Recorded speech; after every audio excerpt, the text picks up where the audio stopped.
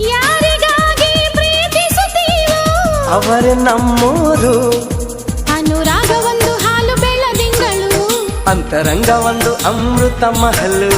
ಒಂದು ಸ್ಪರ್ಶದಲ್ಲೇ ഇരുಳು ಕೂಡ ಹಗಲು.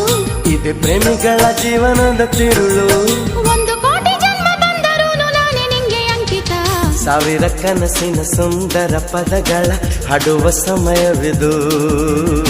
ಮೆಚ್ಚಿದ ಮನಸ್ಸಿನ ಪ್ರೀತಿಯ